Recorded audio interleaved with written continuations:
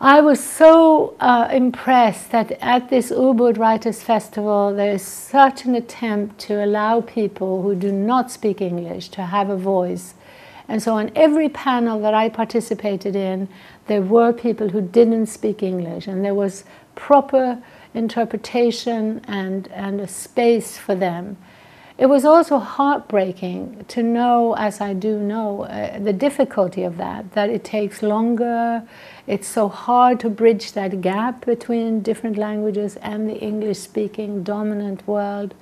But I think at this festival, the attempts were as good as you can possibly have. Did you find something new in, as I put that? Was there anything that she said that has, perhaps given you new ideas for writing?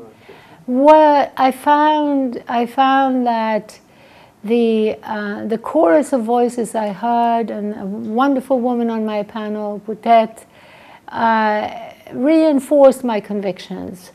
She has had a deep experience of cultures that are even further removed from the centers of power, remote cultures in the rainforest.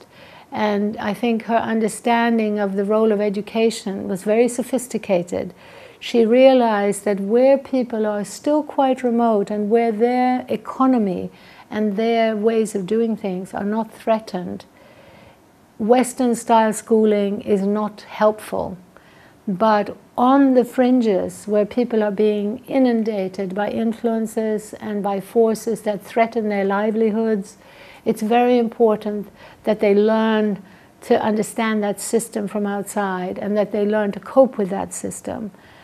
But from my experience, this is another issue that I've been dealing with for many years, is that there is a belief that education is a force for good around the world.